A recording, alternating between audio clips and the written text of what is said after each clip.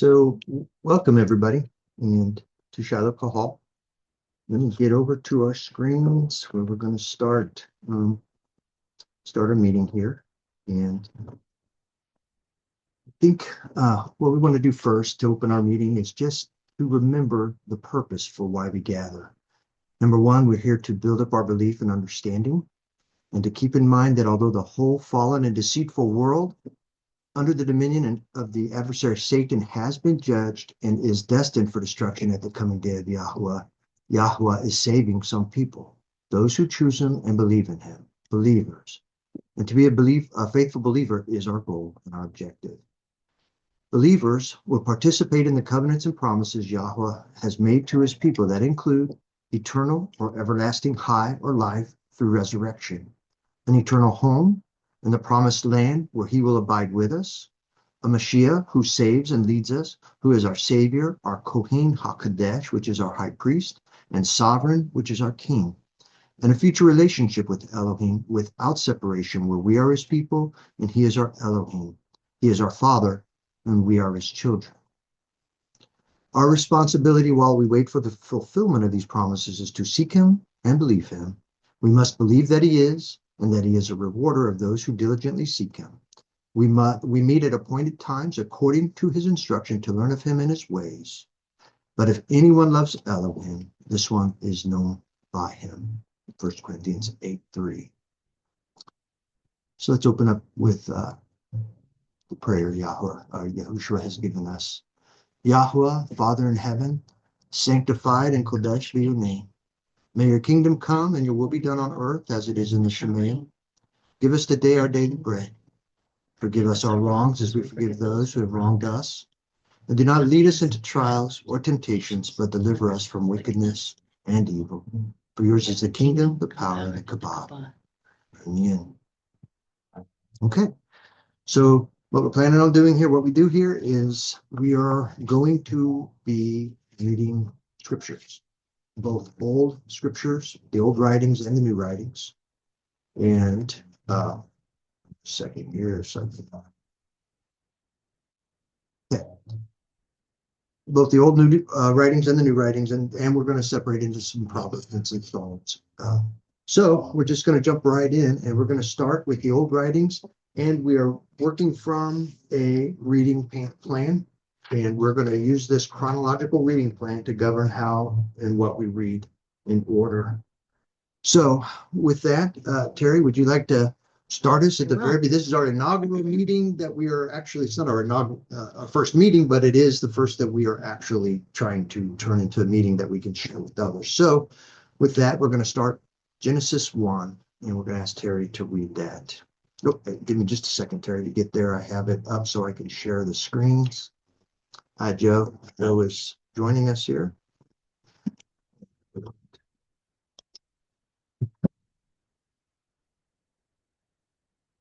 Okay. So here we are, in case, and just as a heads up, we're going to be reading from the Yah scriptures, and this is a PDF. If you don't own the Yah scriptures or the Hallelujah scriptures, you can read along. You can see our meetings. You can read along. So with that, Terry, if you want to get started. And just another quick heads up, we're going to try to read in the old writings for about a half hour. That's our objective. And it's about 10:15. So around 10:45, and then we're going to depart from there and go into the proverb of the day and the psalm of the day, spend about 14 minutes there, and then go into the new writings and spend about a half hour there. So go ahead. Yeah, you go ahead and start. In the beginning, Elohim created the Shamayim and the earth. And the earth came to be formless and empty, and darkness was on the face of the deep. And the Ruah of Elohim was moving on the face of the waters. And Elohim said, Light come to be. Let light come to be, And light came to be. And Elohim saw the light, and that it was good. And Elohim separated the light from the darkness. And Elohim called the light day, and the darkness he called night. And there came to be evening, and there came to be morning, day one. And Elohim said, let a firmament, let an expanse come to be in the midst of the waters, and let it separate the waters from the waters. And Elohim made, I'm just going to use the Hebrew word, which is rakia. Okay. For the word Instead of expanse, it's rakia in Hebrew. Well, quickly just explain what rakia is. Rakia. And why you would do that in exchange from expanse, because expanse is the very common. It's used in so many of the various translations. So go ahead. If one would look up the definition of rakia, which is is the Hebrew word from which they are using the word expanse. Some versions use firmament. Other versions say vaulted dome. If you look into the Hebrew definition, it'll say extended surface, solid expanse as if beaten out. Firmamentum. It's a base support, the vault of heaven, regarded by the Hebrews as solid and supporting waters above it. That is in Bible Hub itself. So to me, it reveals more than saying expanse. Expanse is a very vague word. So okay, very specific. Thank you, Terry. Very good. Okay, so starting at verse 6 again. And Elohim said, let a rakia come to be in the midst of the waters, and let it separate the waters from the waters. And Elohim made the rakia, and separated the waters which were under the rakia from the waters which were above the rakia. And it came to be so. And Elohim called the rakia Shamayim, and there came to be evening, and there came to be morning, the second day. And Elohim said, let the waters under the Shamayim be gathered together. I should have said rakia there. Together into one place, and let the dry land appear. And it came to be so. And Elohim called the dry land earth, and the collection of the waters he called seas. And Elohim saw that it was good. And Elohim said, let the earth bring forth grass, and plant that yields seed, and the fruit tree that yields fruit according to its kind, whose seed is in itself on the earth. And it came to be so. And the earth brought forth grass, the plants that yield seed according to its kind, and the tree that yields fruit, whose seed is in itself according to its kind. And Elohim saw that it was good. There came to be evening, and there came to be morning, the third day. And Elohim said, let lights come to be in the rakia of the Shamayim to separate the day from the night, and let them be for signs and appointed times, and for days and years. And let them be for lights in the rakia of the Shamayim to give light on the earth. And it came to be so. And Elohim made two great lights, the greater light to rule the day, and the lesser light to rule the night, and the stars. And Elohim placed them in the rakia of the Shamayim to give light on the earth, and to rule over the day and over the night, and to separate the light from the darkness. And Elohim saw that it was good. And there came to be evening, and there came to be morning, the fourth day. And Elohim said, let the waters teem with shoals of living creatures, and let birds fly above the earth on the face of the expanse of the Shamayim. And Elohim created great sea creatures, and every living creatures that move, with which the waters teemed, according to their kind, and every winged bird according to its kind. And Elohim saw that it was good. Elohim baraked them, blessed them, saying, bear fruit and increase, and fill the waters in the seas, and let the birds increase on the earth. And there came to be evening, and there came to be morning, the fifth day.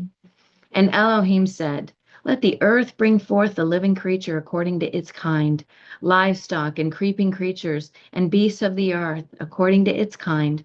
And it came to be so. And Elohim made the beasts of the earth according to its kind, livestock according to its kind, and all that creep on the earth according to its kind. And Elohim saw that it was good. And Elohim said, let us make man in our image, according to our likeness, and let them rule over the fish of the sea, and over the birds of the Shamayim, and over the livestock, and over all the earth, and over all the creeping creatures that creep on the earth. And Elohim created the man in his image. In the image of Elohim, he created him. Male and female, he created them. And Elohim barak, he blessed them. And Elohim said to them, bear fruit and increase, and fill the earth and subdue it, and rule over the fish of the sea, and over the birds of the Shamayim, and over all creatures moving on the earth. And Elohim said, See, I've given you every plant that yields seed, which is on the face of the earth, of all the earth, and every tree whose fruit yields seed, to you it is for food. And to every beast of the earth, and to every bird of the Shamayim, and to every creeping creature on the earth, in which there is breath of life, every green plant is for food, and it came to be so. And Elohim saw that he had all that he'd made, and see, it was very good. And there came to be evening, and there came to be morning, the sixth day.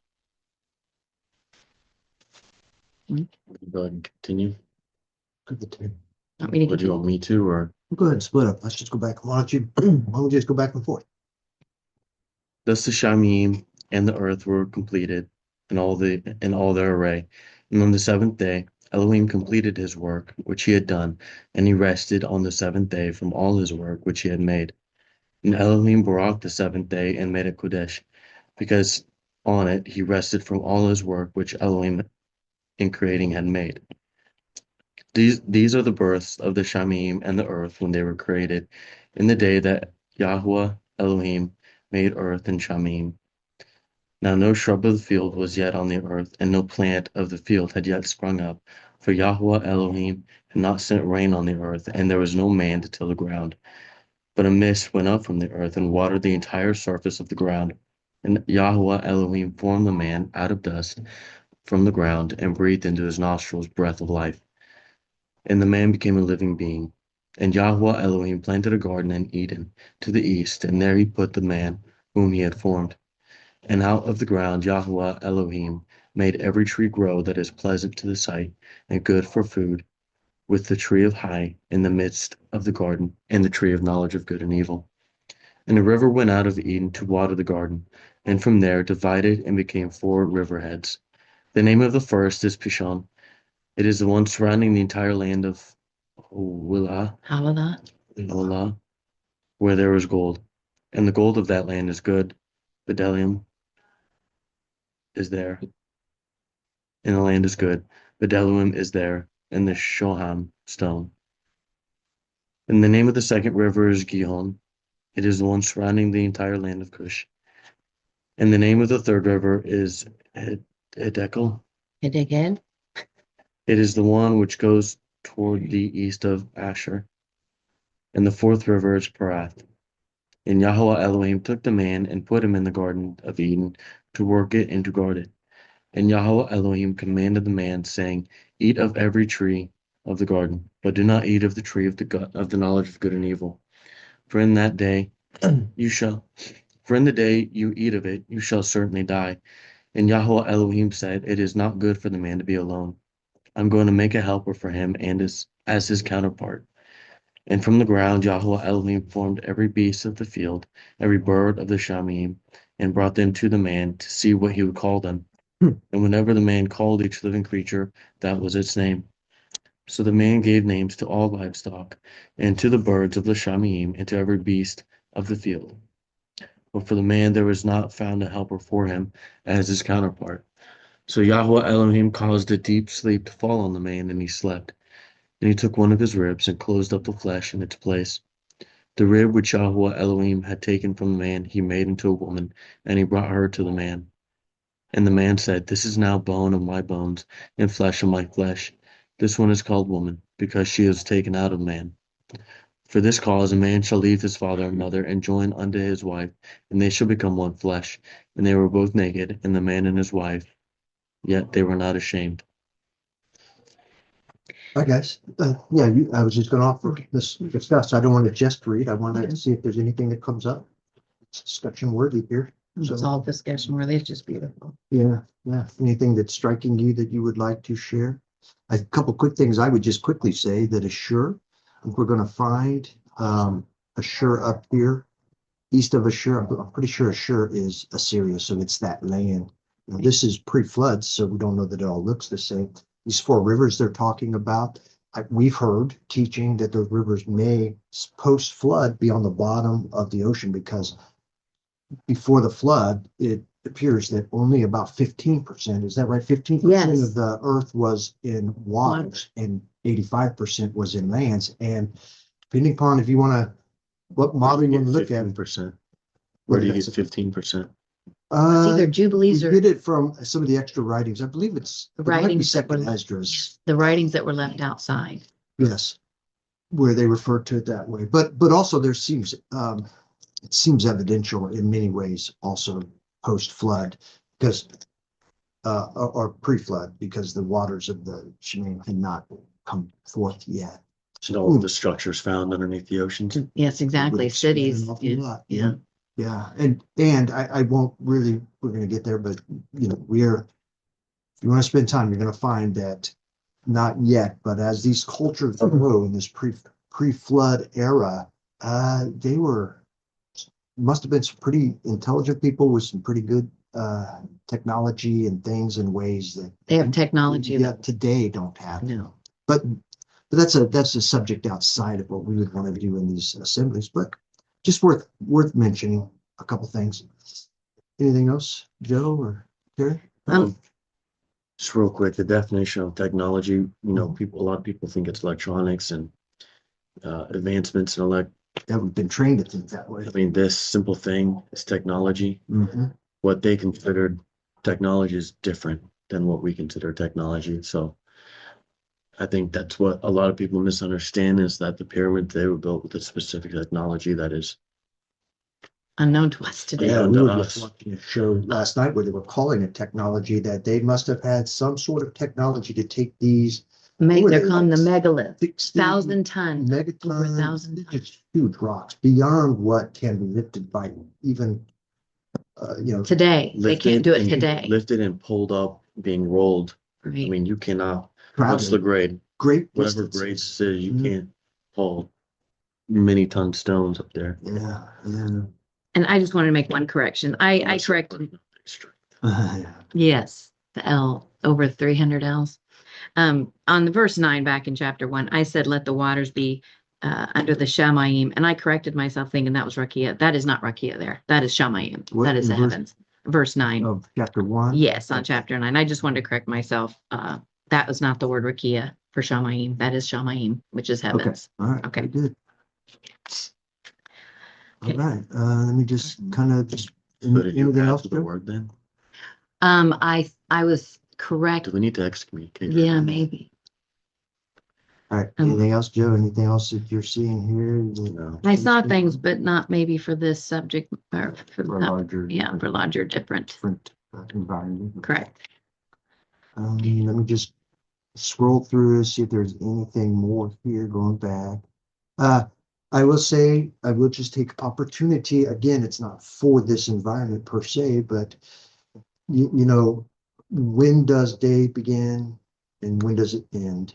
And you're where we're at right now as an assembly and as a community, at least in Terry and I don't know if Joe, if we spend any time discussing this with Joe, but I think we are embracing the idea that the day begins at daybreak and ends at the end of the night before.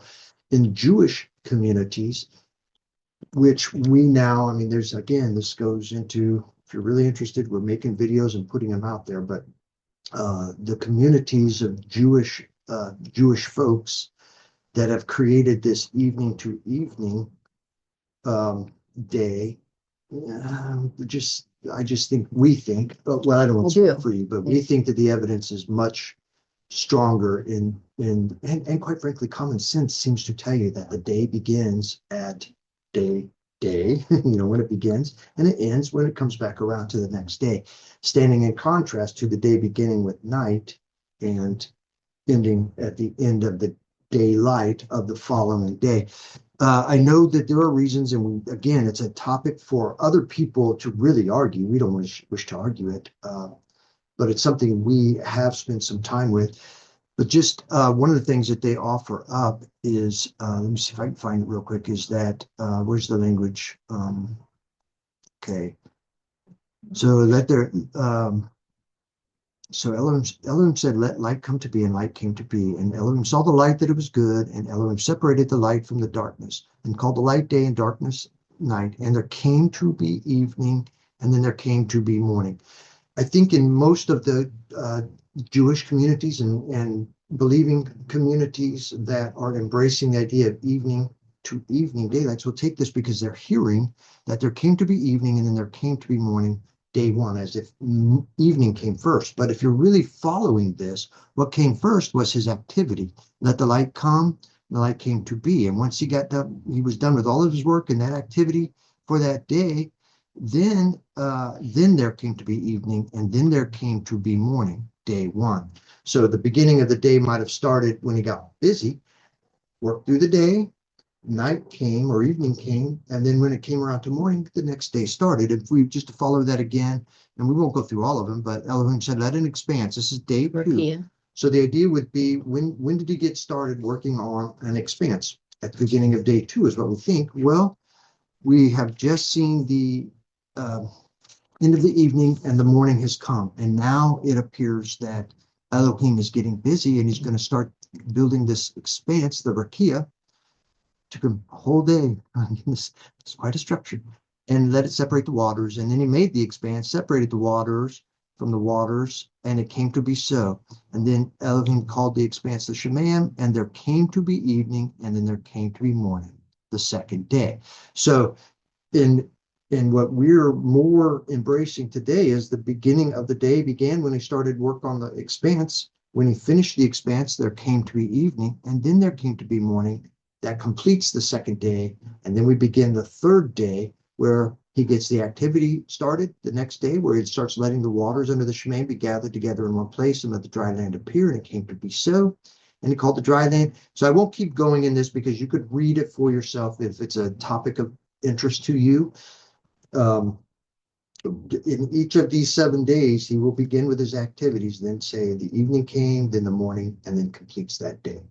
I think that's worth mentioning here. I do. High, and for those who are not familiar with the Yah scriptures, you will see high is life. What else are we seeing that could be? Baruch. Baruch is for bless. Barak is bless. Baruch is blessed. Yeah. And then Barakoth is blessings. Barakah, I believe, is blessing. And we're still learning this. This is all language for us too. So if we butcher it, forgive us, and just know that we're just trying to embrace this. It is hard to incorporate this in our daily speaking, but do you want to tell them why? We're trying to. Well, we'll quickly, although it's shared in other places, but one of the efforts of this scriptures is to replace titles with names, to restore the name of Yahuwah, to restore the name away from titles of Lord and God to things like Yahweh and Elohim. So one of the efforts of these scriptures, and they're not the only one, there are other restored name scriptures out there, but one of the efforts of this one is to restore the name. But one of the other efforts of what we've embraced, starting with the scriptures, it's a different grouping that has built the scriptures off of. Do you remember his name? Isn't really C.J. Coster. C.J. Coster's work. The Hallelujah scriptures, which is what we're reading from in books, they are also based off of C.J. Coster's work, and they're taking what the scriptures were doing and beefing it up a little bit. Because the other thing that the scriptures were doing and C.J. Coster was doing, well, it starts with C.J. Coster, is he's trying to understanding that so much of the Greek that influenced our scriptures and our writings, it was the Greek language is infused with deity. Other mighty one. Born in pagan worship, and they were very, very religious, and so many of their words really were designed to speak of deities and lift up their deity. So within the very words of the Greek that were then translated into English, and we have English words for those Greek words, but embedded right in the words are names of deities and worship. So C.J. Coster started trying to remove we'll see glory will be kabod. I don't think the scriptures, and I don't think he actually replaced life with high, but there were other things. What are some of the others? Kabod for glory, esteem for, what was that? Sorry, Kodesh. Oh, yeah, Kodesh. for holy, Kodesh for holy, or separate, Yeah, separate, set apart. set apart. In the scriptures, we'll see the set apart ones, but in the Yah scriptures, they've removed the set apart ones because set is the name of God, and they really introduced Kodesh. That's another word you're going to see, Kodesh, because I've just gone back to the Hebrew word, which in Kodesh, when you see it, it just means this set apart. Kodesh is set apart. Kodash, separate from the world. I think Kodesh is two set apart. No, I think Kodesh is set apart. Kadash is two set apart. Kodeshim are the set apart ones. So you'll see language like that. So we can't explain it all right now, but in essence, you'll be seeing words you're not used to. You'll hear us, the scripture, you'll see words and you'll hear us reading words that are not common. And the reasons are the restored names and the effort to remove as much as we can the names of deity on our lips, which we're commanded not to do. So, okay. Anything else? I think that's good. Joe? Any questions in the chat? We don't have chat.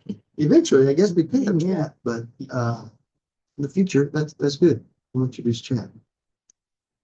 Start with continue with chapter 3. Yeah, but let me just, I think, scroll back down through. I really think that covers, let us make man in our image according to our likeness. We won't go into that, but who is Elohim? Who is, what does it mean to make man in our image? It's big discussions for probably video work and other things that we do, not so much for this meeting unless somebody has. Well, just real short, we are the one entity that Yahweh created, that he made in his image. What does it mean to be made in an image? Does it mean to have a head? Look, think, act, speak. Well, does it mean like the physical head, torso, arms, legs? Or is it the physical, spiritual, emotional? Well, this is a large question. Yeah, it so if we're talking about it, we're just offering ideas. Well, thoughts. My thoughts are that definitely he wants us to think like him, or he wouldn't give us his word to help us think like him and to renew our minds. He gave Adam, starting with Adam, gave him the very breath, his own breath. Yahweh breathed into Adam's nostrils and gave him the transferred his very breath, his being, into this man he just created. It doesn't say he did that with any of the other animals or plants. Now, concerning the hands, the feet, many visions, not only in the writings left outside, but in all the chapter, many of the books of the canon we've been given, is that he said like Ezekiel, something that reached out from me, like it looked like a hand and took me by the hair, just references like that. And Ezekiel saw him in a certain way. Many of the prophets saw Elohim in the image of a man with arms, legs, feet, burnished bronze feet, that type of thing, and white hair is white as snow. So if we are made after that image, I can only surmise that we do resemble him in some way, that he has these things, like the hand of the Lord, the arm of the Lord. I agree to that. And another thing, just to comment, clearly we are unique in all of creation. There is something unique about us to every other created being, created anything in this world. There is a uniqueness there.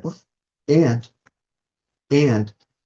a topic for way down the road, when Yahushua being Jesus, when Yahushua is born and comes into the world and takes on the image of man, and when he dies and then goes down to Sheol and then is resurrected, when he is resurrected into the resurrection body that clearly, at least in the form he appeared to all men, had the shape of a man. Features. Yeah. But here's what would be important in all of this, and that is that whatever Yahushua was resurrected as, that appeared to us in body form, there is a time coming when we join him in that resurrection. all men die, and those who have died and where they've gone to, which I believe is Sheol, where they're in deep rest, when they are raised again, they will take on the exact likeness of Yahushua, which is in the exact likeness of, I believe, Father. the Father. So, and those that are living in the day will just be, if you don't die, the only people who are not appointed to die in this fleshly body are those that will be alive on the day that Yahushua comes, and we're all those folks will be raptured or caught up. And but in that moment, even though they didn't die, they will still, everybody will be taking on the image of the exact image of Yahushua, which should be in the exact image of Yahweh, and they together are Elohim. So man is in the image of Elohim. And when it's all said and done, when this age is over and we are all spirit flesh beings like Yahushua, then we will all be of one, certainly one image. Go ahead. Two scriptures came to mind when you were speaking. Hebrews 1:3 says that Yahushua was the duplicated representation of Yahweh. He was the exact representation of him. I mean, it's so precise. And then, and I think we, as a group of believers here, we just embrace that. I do. Whatever that means, we know that however we were made in his image, whatever he means by that, we were made in the image of Elohim, and Yahushua was made in the exact image, apparently, of Elohim, in whatever context they are. Yes. And then in Psalm 8:4-8, it says that what is man that you are so mindful of him? It's somebody talking to Yahweh saying, what is man? What's this man you've created that you are mindful of him, that you go and visit him? He said, you have made him a little lower than Elohim. Many translations will say you've made him a little lower than angels, but the true Hebrew word is you've made him a little lower than Elohim. And then Hebrews also quotes that scripture, but modern translations have changed it to you've been made a little lower than the angels. No, we were made a little lower. We were made in his image, a little lower than him. It's not for me to exalt myself. It's the glory. He made man very special and unique. And I think that then, see if you agree with it. By the way, you'll hear us say messengers and angels, because in this scripture, we're going to see messengers a lot and angels. But messengers, we would not have been made a little lower than messengers. Messengers are made a little lower than us. Correct. Yes. So, but with the fall, and then with what stands right now, Yahushua's work, it said he went a little lower than the angels. He went lower than the angels, but that was because he was crucified and tortured to death. But my point is what was man when we were made? We were made in Yahweh's image. We were made a little bit lower than Elohim, and that we were given dominion to rule the earth, to subdue, and of course, well, because Elohim treats all animals well. We weren't to be mean or cruel or neglectful, but we were to rule as he would have us rule, and we don't see that today. But that's what his intentions was. Obviously, we're going to go a little longer than a half hour here because I would like to get the third chapter in, but there are just a couple more things that we probably should introduce to the conversation. In verse 3 of chapter 2, once he completed his the work, he rested on the seventh day and instituted the Shabbat. And this is the beginning of Shabbat, or Sabbath. The seventh day. This is where it all begins. It did not begin with instructions, the fourth command to Israel 3,000 years later, no. And you'll see in Jubilees that this Yahuwah, Elohim, keeps the Sabbath, keeps the Shabbat, and the angels keep the Shabbat. All of heavens keep Shabbat. To the extent that man is invited to keep Shabbat with Elohim, it's just an honor and a blessing. To the extent that Noah, Abraham, and quite frankly, all of Israel, when it was initiated, we're just, it's not something that is just for Israel. No, it's for Yahweh, all of the Shemaim, and we were invited to The participate messengers. with Shabbat, but also we'll learn the same thing is true of the rest of the appointed times. They are keeping the appointed times in the Shemaim. Yahuwah is, the messengers are, and we are invited to participate. All right, let's just see if there was anything else here that we want to go over. Joe, anything else? I know.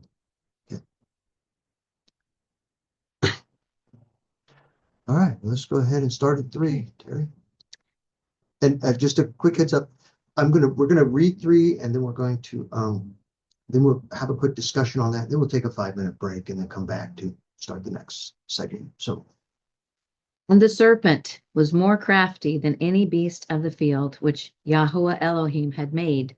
And he said to the woman, is it true that Elohim has said, do not eat of every tree of the garden? And the woman said to the serpent, we are to eat of the fruit of the trees of the garden, but of the fruit of the tree which is in the midst of the garden, Elohim has said, do not eat of it, nor touch it, lest you die. And the serpent said to the woman, you shall certainly not die. For Elohim knows that in the day you eat of it, your eyes shall be opened, and you shall be like Elohim, knowing good and evil. And the woman saw that the tree was good for food, that it was pleasant to the eyes, and a tree desirable to make one wise. And she took of its fruit and ate. And she also gave it to her husband with her, and he ate. Then the eyes of both of them were opened, and they knew that they were naked. And they sewed fig leaves together and made loin coverings for themselves. And they heard the sound of Yahweh Elohim walking about in the garden in the cool of the day. And Adam and his wife hid themselves from the presence of Yahweh Elohim among the trees of the garden. And Yahweh Elohim called unto Adam and said to him, where are you? And he said, I heard your voice in the garden, and I was afraid because I was naked, so I hid myself. And he said, who made you know that you were naked? Have you eaten of the tree which I commanded you that you should not eat?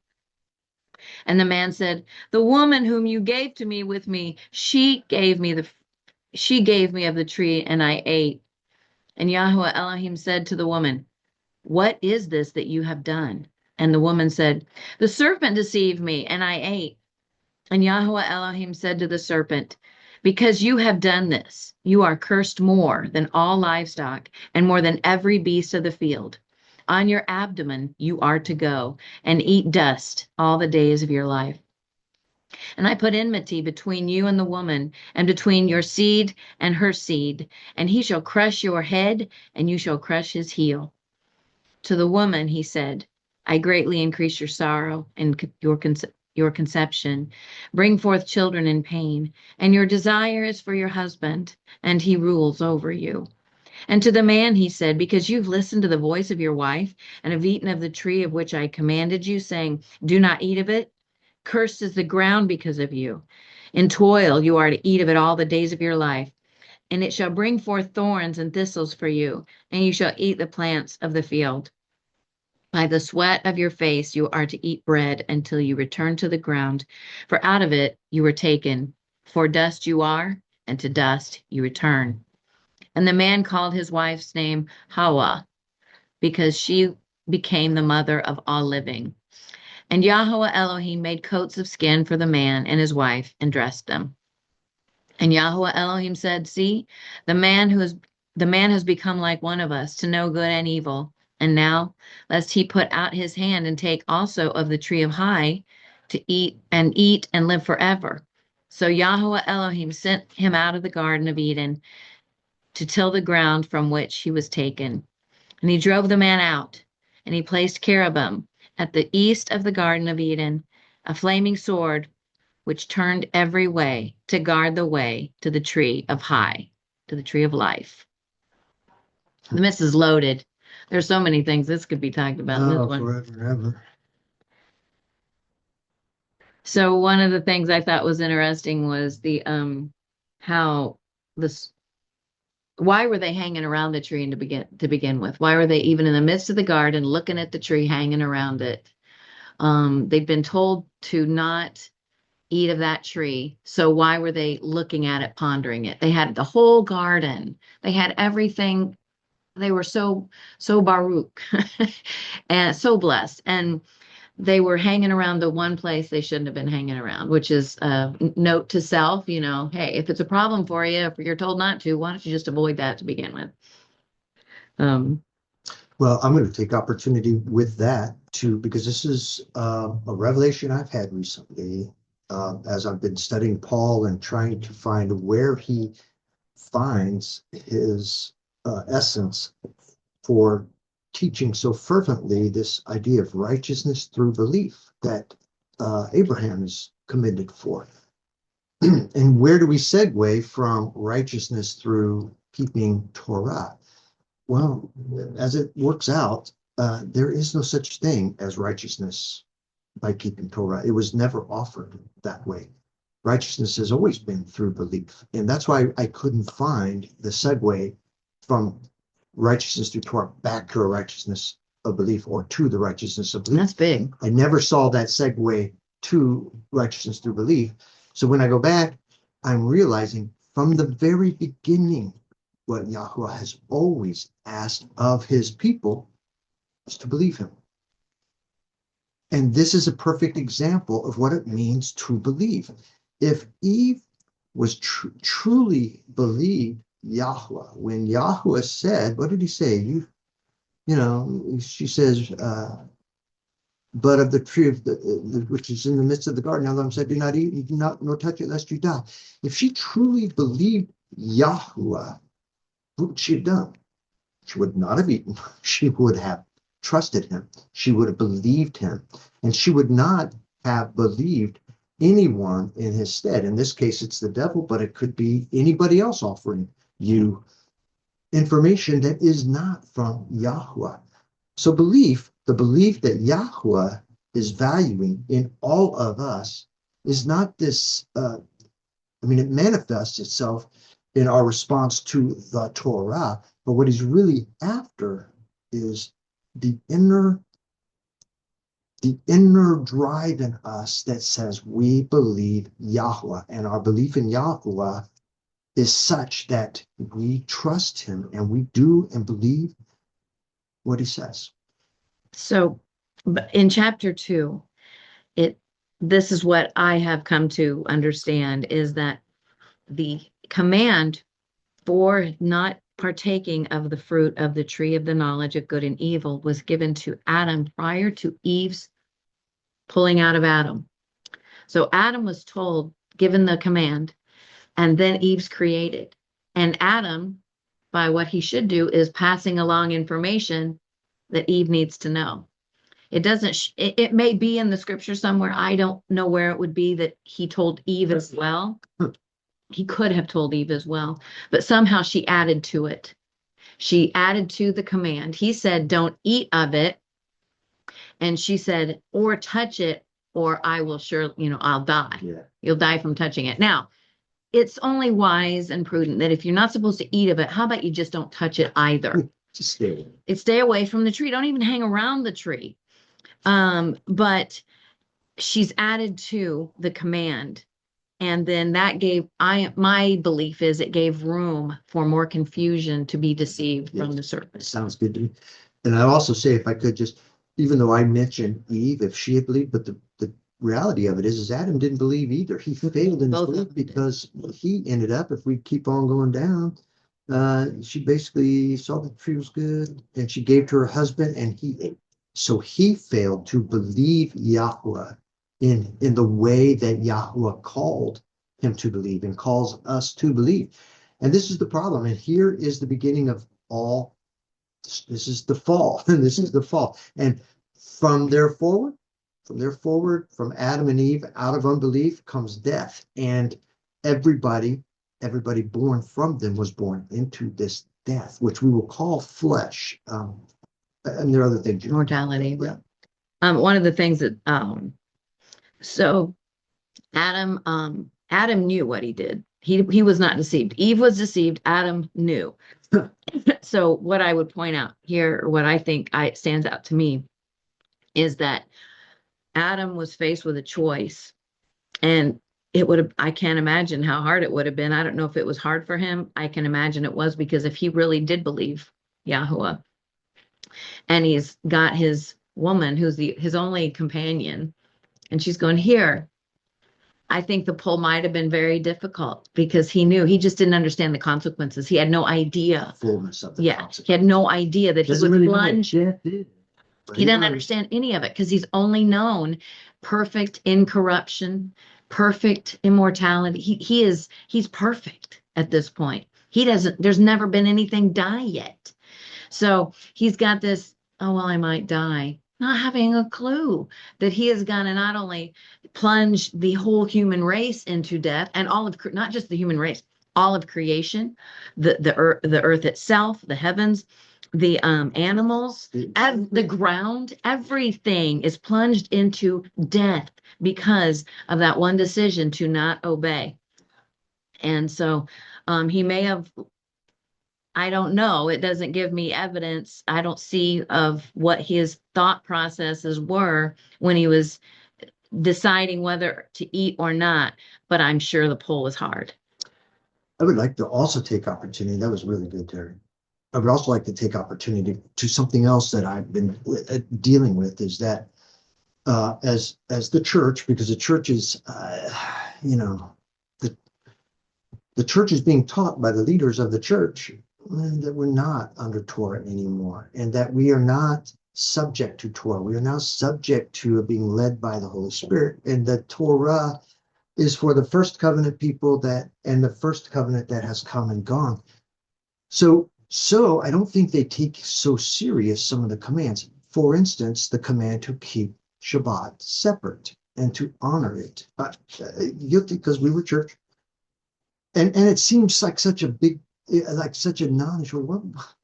And quite frankly, when we're reading and going through the Torah, that is a violation that Yahweh identifies as worthy of death.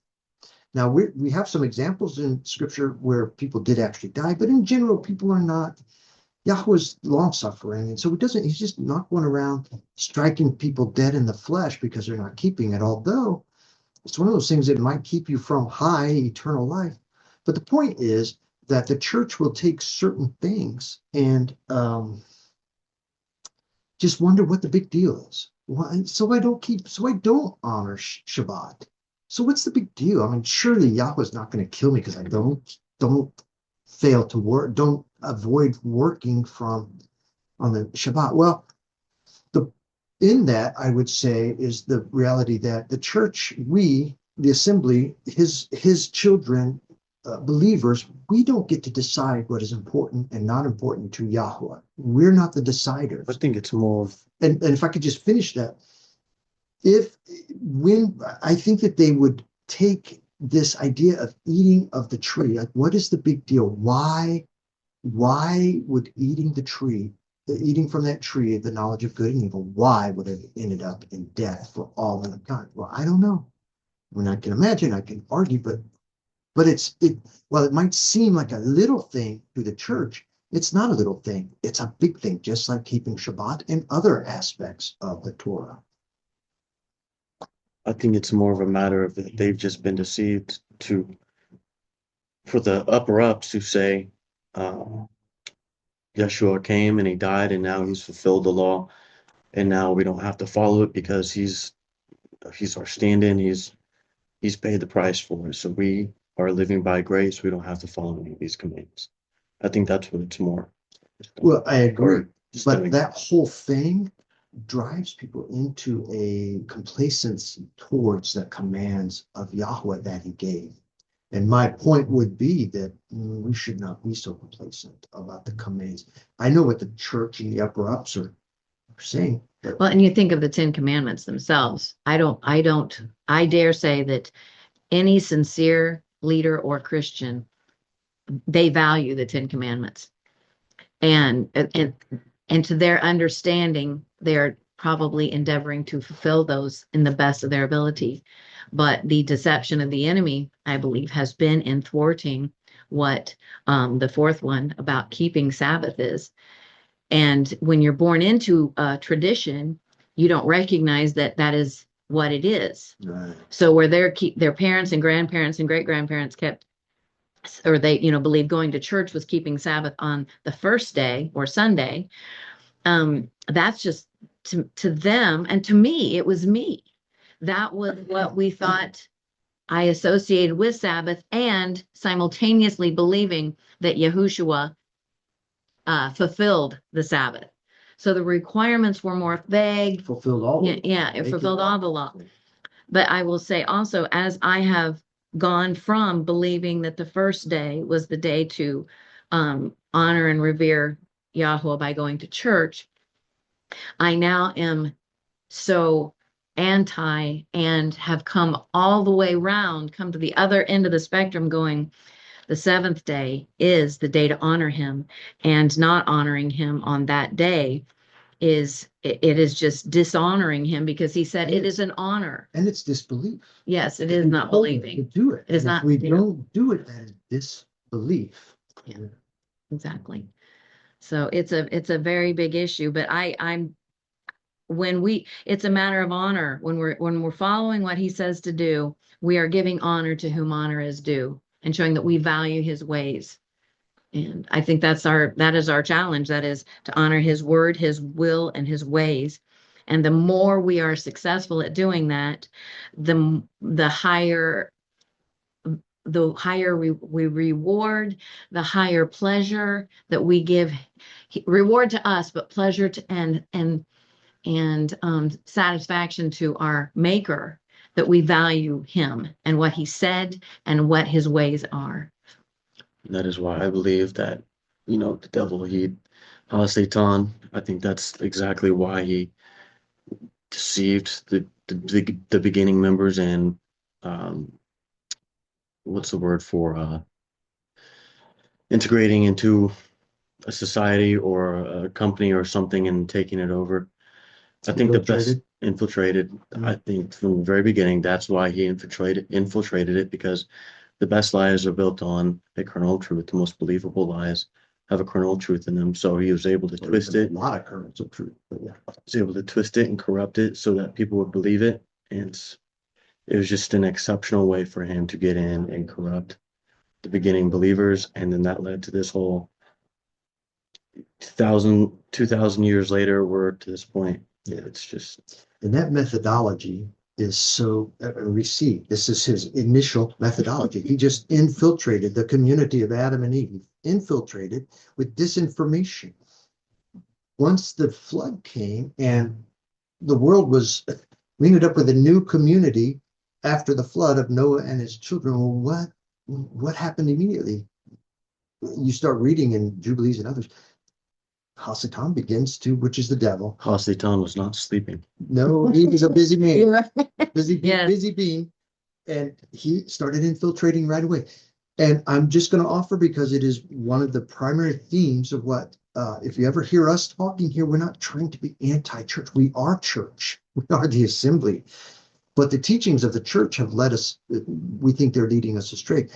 And one of the reasons, what you're going to hear us saying, is that while Yahushua came down here and started setting doctrines right, and Paul and Peter and others were involved in setting doctrines right, immediately Satan began infiltrating. I mean, it's taught in Scripture. Letters. It's expected immediately through the letters of Paul and everybody. Peter and Jude. Immediately, they started having infiltrators who began to mess up and distort the messaging once again. And by the time of 200 and 300 years later, there was so much infiltration and so much disinformation, leading to what's that called? The Council of Nicaea, where they had the canonization of scriptures. And I know the church holds out to that as a moment of, see, that's Yahuwah protecting us. Well, I think it's Hasatan infiltrating and removing information we need. So, yes, I agree. In the name of Yahweh. Yeah, and taking out his name, replacing his name with a pagan. Well, but he did these works in the name of Yahweh. And that's why people were able to believe it. Yeah. But that too. Yeah. All right. And It's another easy. quick Go. thing, my goodness, we could take a long time. But here we also are introduced to the penalty of death for disobedience. Something dies for the sake of disobedience. It's not believing is very costly. It costs somebody something else their life because of disobedience. That's true of all of us. Our disobedience has cost others, whether it's other animals or in our case, Yahushua himself. Yeah. We also see enmity between the woman and the seed, her seed, your seed, which is the devil, and her seed, which we understand is to be messianic language here. You know, he being the seed, shall crush your head, and you shall crush his lips. Okay. Another day discussion.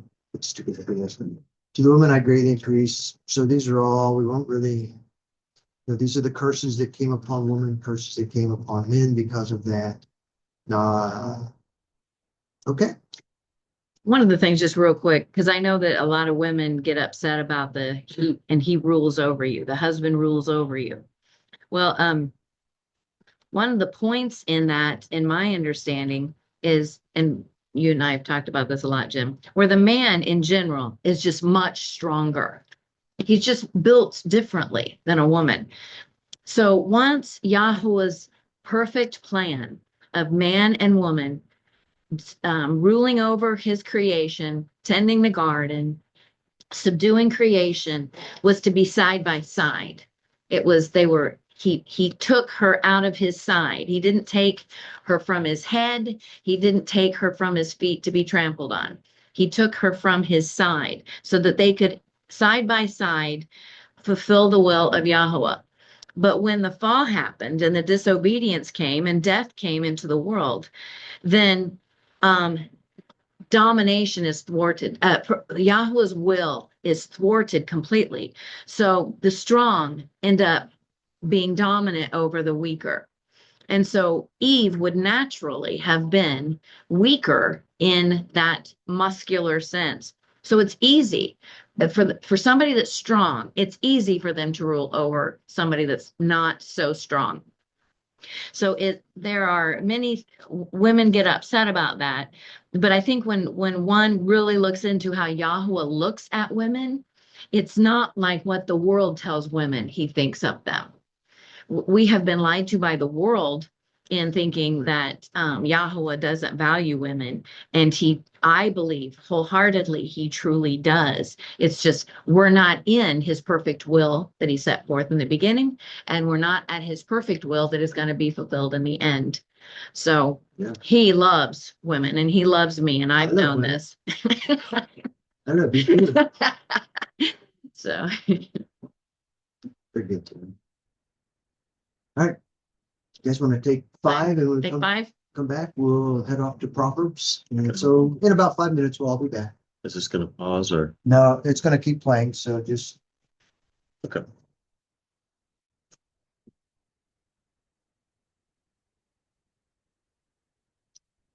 So can you taste the difference in the one I poured you from mine? Pour it in first. Yeah. Well, after, Come on real quick. well, the reason I'm saying is I used an apple caramel. Oh. And at first it didn't taste nearly as good as the salted caramel, but I thought, well, I just need to use it. It might grow on me. So I just wondered what your opinion was. I like it. Will you try mine? Sure.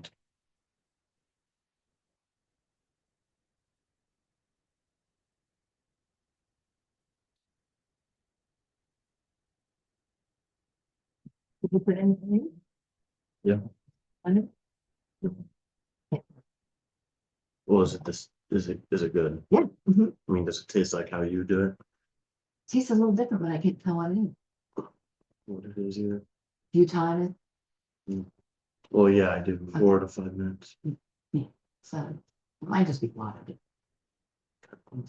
But it's something. How much honey do you put in there? Quarter of a cup for a whole thing, and I use 2 tea bags. 1/4 of a cup. Mhm. I don't put too much honey. Your dad was putting in that a cup and filling. Yeah, I was too. Well, it's yummy. It's not that it's not yummy. Yay.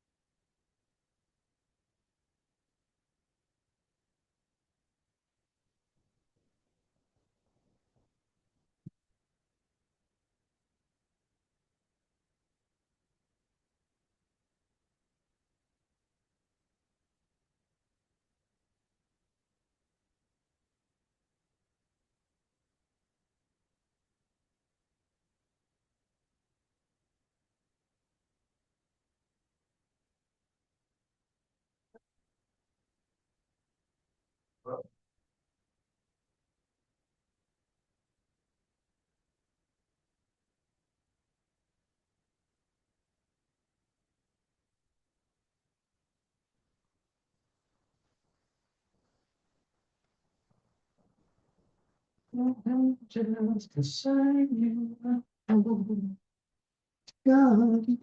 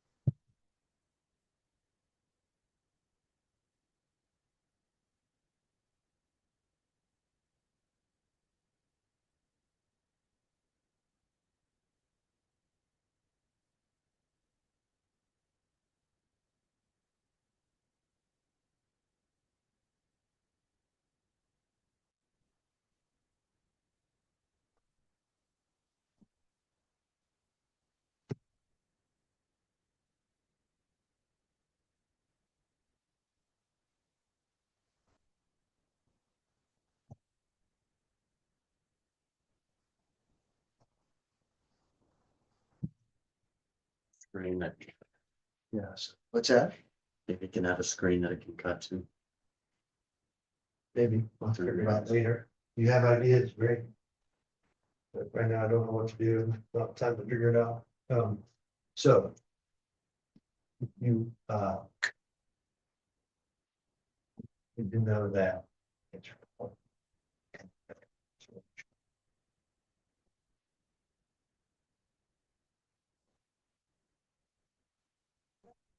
I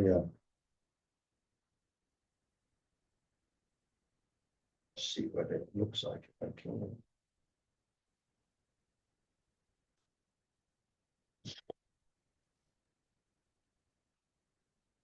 Just changed it. I did.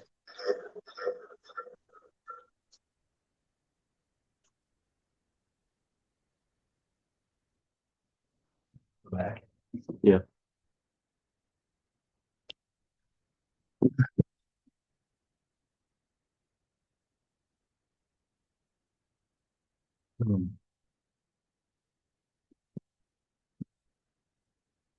Sweet. All ready? I'm ready. We're running off the Proverbs, and today's the 21st, so we're going to read Proverbs 21. Joe, you want to do it? Yeah.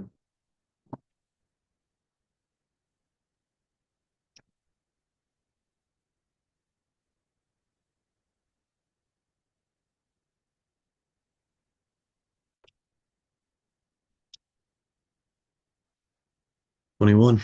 The Mhm. sovereign's heart is as channels of water in the hand of Yahweh. He turns it whenever he wants. All a man's ways are right in his own eyes, but Yahweh weighs the hearts. To do righteousness and right ruling is more acceptable to Yahweh than slaughtering. A haughty look, a proud heart, the lamp of the wicked are sin. The plans of the hard worker lead only to plenty, but all rash haste only to poverty. Gaining treasures by a lying tongue is a fleeting vapor, heading for death. The spoil of the wicked catches them because they refuse to do right ruling. The way of the guilty man, the way of the guilty man is perverse, but as for the innocent, his work is right. It is better to dwell in a corner of a roof than in the house shared with a contentious woman. The desire of the wicked is applied to evil. His neighbor finds no favor in his eyes. When the scoffer is punished, the simple is made wise, but when the wise is instructed, he receives knowledge. The righteous one wisely considers the house of the wicked. He overthrows the wicked for their evil. Whoever shuts his ears to the cry of the poor, let him also cry and not be heard. A gift in secret subdues displeasure, and a bribe in the bosom, strong wrath. To do right ruling is a joy to the righteous, but ruin to the workers of wickedness. A man who strays from the way of understanding rests in the assembly of the dead. He who loves pleasure is a poor man. He who loves wine and oil does not become rich. The wicked is a ransom for the righteous, and the treacherous for the straight. It is better to dwell in the wilderness than with a contentious and wroth woman. So, Desirable treasure and oil, are in the dwelling of the wise, but a foolish man swallows it up. He who pursues righteousness and kindness finds high righteousness and esteem. A wise one scales the city of the mighty and brings down the trusted stronghold. Whoever guards his mouth and tongue guards his life from distresses. Proud, haughty scoffer is his name. He acts with arrogant pride. The desire of the lazy man slays him, for his hands refuse to work. He covets greedily all day long, but the righteous gives and does not withhold. The slaughtering of the wicked is an abomination, how much more when he brings it with wickedness. A false witness perishes, but the man who obeys speaks forever. A wicked man hardens his face, but as for the straight, he establishes his way. There is no wisdom or understanding or counsel against Yahweh. The horse is prepared for the day of battle, but the deliverance is of Yahweh. That's our Dale insurance scripture. Yeah. That's really that. Maybe. That is, we were talking about the for Dale insurance and Becca was asking what made Dale insurance successful. And we first and foremost had to give credit to Yahweh because he is our undergirding everything. But it doesn't mean we have to do our due diligence. We have to prepare. We have to do good underwriting. And so our horse, via underwriting, we're endeavoring to prepare our horse for the day of battle. But deliverance is of Yahweh. So we can only do what we can do. We can only do natural things, but he can overcome certain other things. And I love the verse right above it too. There is no wisdom or understanding or counsel against Yahweh. It really does not matter what you think is true or what you declare is true. There's only one truth, and it's whatever Yahweh says. And in the end, that's the only one that's going to stand. And any truth you're trying to work out, and that's our objective, right? To keep learning and growing and renewing our mind. We're all trying to come up with it and visualize the doctrine, the house, the paradigm from which we are to embrace Yahweh. But to the extent that we develop our structure and our doctrines, they have to be prepared to be tested against the truth of Yahweh, because it really doesn't matter what wisdom or understanding you think you're developing. At the end of the day, it falls to the counsel of Yahweh. So as we are making our videos and trying to share things that we're learning and discovering, it all has to be tested, and it all needs to be prepared to come down. If it can't withstand the testing, if it can't withstand the truth, it all has to come down. So we just need to have a moving understanding, a humble understanding. I don't know the exact reference, but it's a Paul.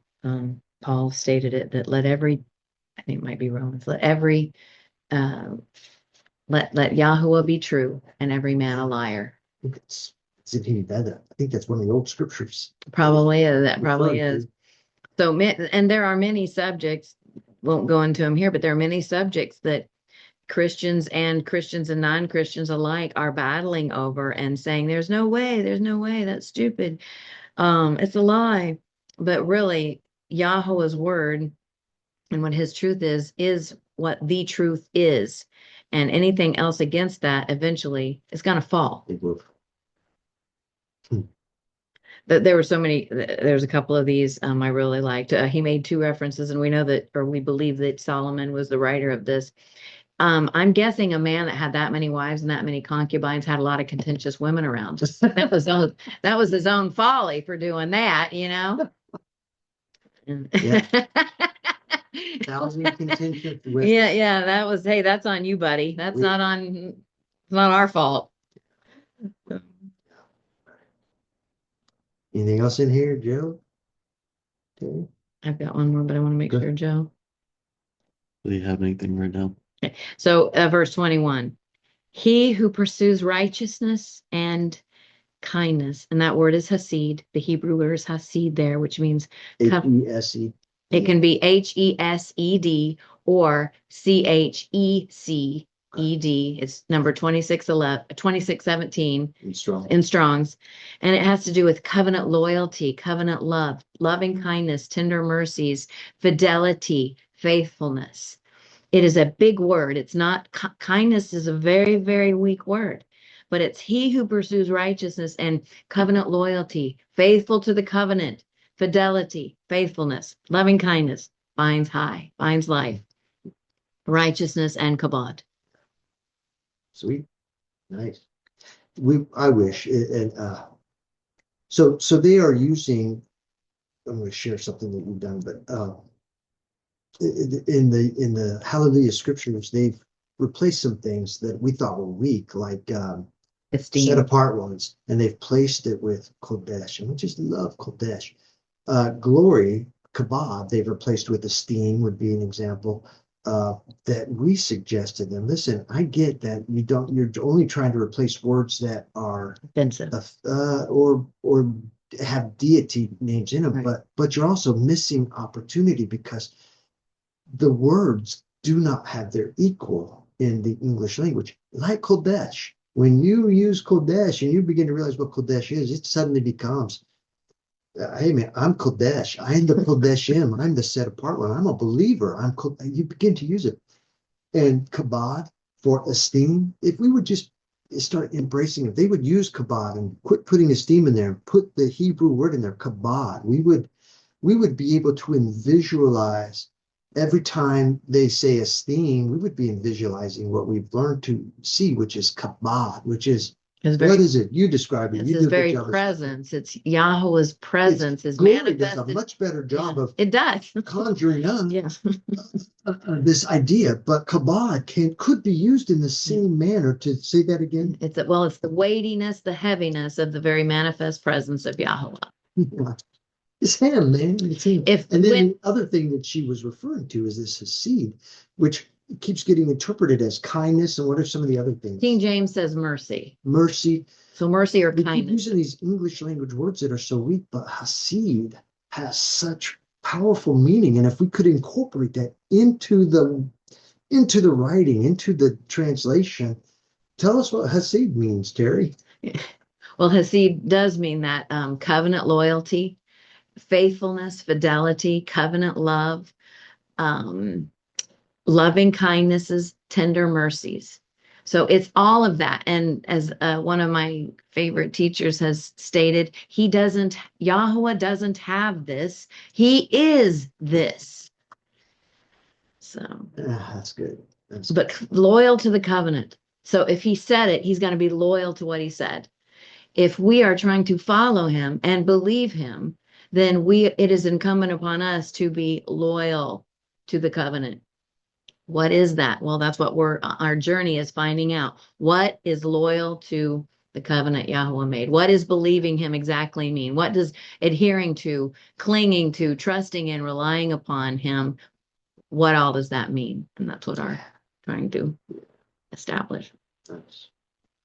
And then one little last thing. Whoever guards his tongue, Which one? 23, whoever guards his mouth and tongue, guards his life from distresses. Peter actually quotes that too. Saves his soul from troubles, he says, if you guard your tongue. So How wise is that? yeah. May we learn to embrace your wisdom. Yeah.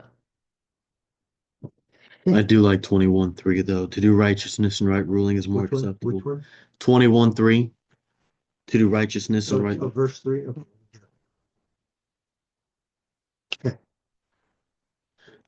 To do righteousness and right ruling is more acceptable to Yahweh than slaughtering.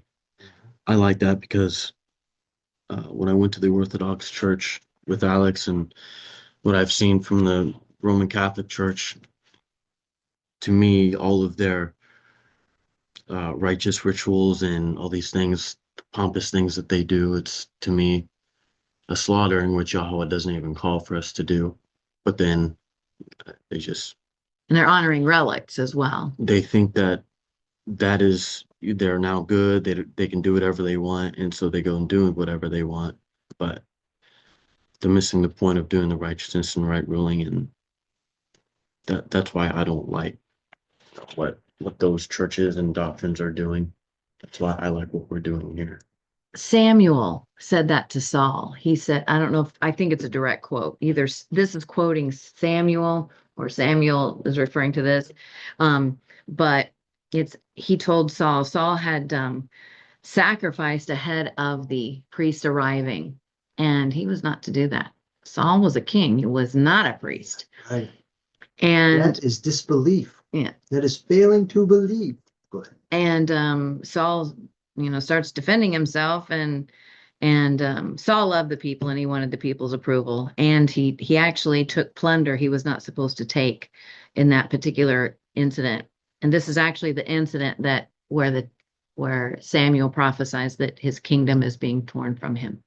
But he said obedience is better than sacrifice. So Samuel's saying you should have obeyed. That was far better than you sacrificing these animals, in the priestly place. So he said obedience is better than sacrifice. Righteousness from doing what you're told is what you need to do, no more, no less. Exact obedience. And if we have the faith of Abraham, we are quick to obey anything Yahweh tells us to do. Yes, that is the faith of Abraham. That is Yeah. the belief of Yeah. Abraham. He just believed Yahweh and was quick to do. Okay. This is good. I must say, I'm just so thoroughly enjoying this morning. This is good stuff. This is good stuff. Okay, anything more from Proverbs? Not, we'll move on to, we got a couple of Psalms to read. Good, Joe? Close this down, we'll go to Psalms. We're at Psalms 11. Now, just a little heads up, Proverbs, if you end up following this along, we're going to use whatever day of the month we are in. And actually, I guess to be clear, that would be the day, what's this calendar that we're on? Day of the Gregorian. Gregorian date. Today's the 21st of December. So we're going to use whatever that date is for our Proverbs writing, but we're going to go chronologically in Psalms. According to, if you're seeing this, we have, and we'll make this available for anybody who wants it. It's just, it's from the Blue Letter Bible, and it's the chronological reading of scriptures. And we're just going to go through the Psalms chronologically, not by number, but chronologically as they've outlined it in here. So we're going to have today's Psalms, or the first Psalm according to them. Oops. I'm missing Psalm 90, aren't I? I guess I need to go. I missed the Psalm 90. We'll go up and do Psalm 90 here in a moment. That's what we'll go to. I believe that is, I don't know, but we're going to start here. We're going to go through the Psalms chronologically. So Psalm 1? We're going to go to Psalm 90, which is the first one. So let me see if I can get there quickly. And then we'll come back to 11. And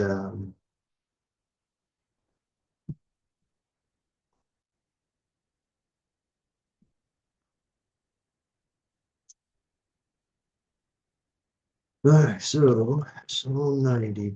Terry, you want to do that one? Okay. Let me get there. I guess 89 is a long one, so here's 90. Okay.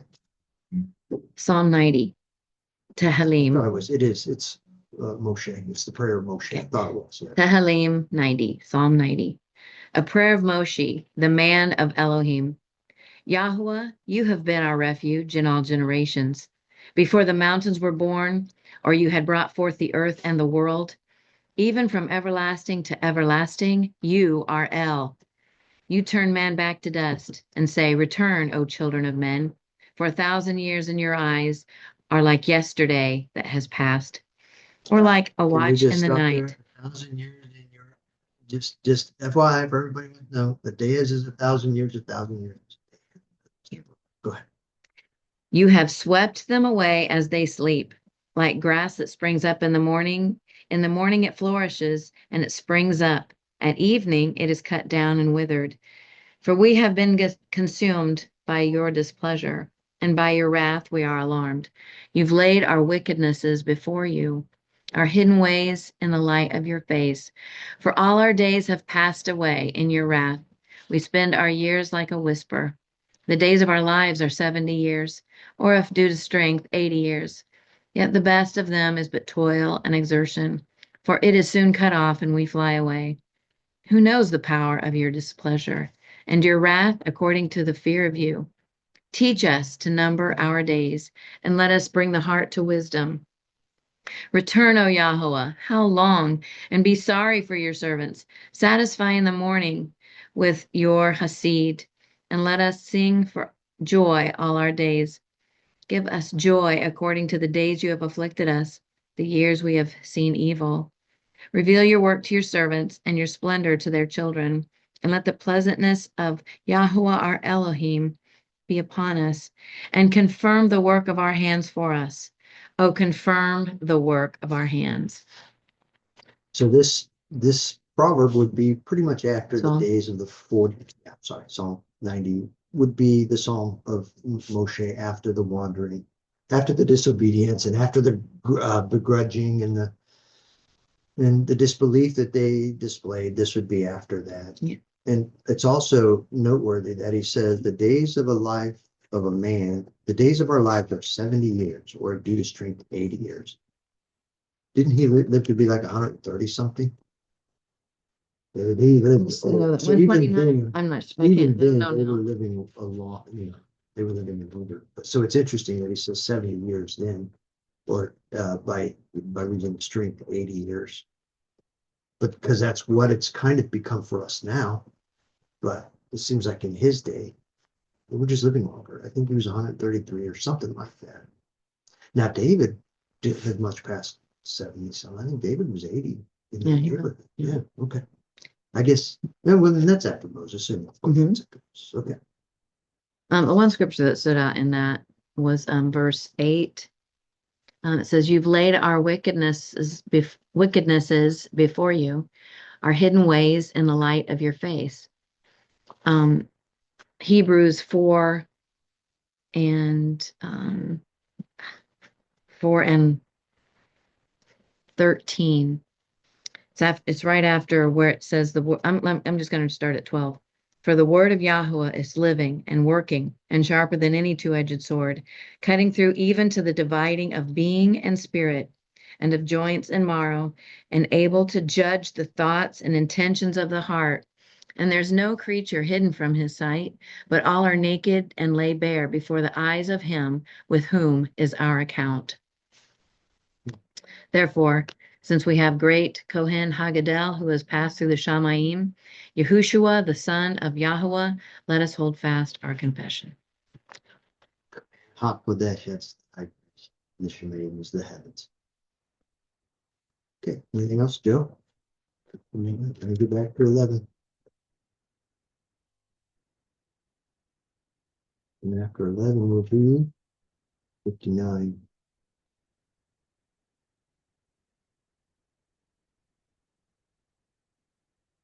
I'm going to see if I can figure out a better way to get around these things, but oh well. Okay, Joe, Psalm 11.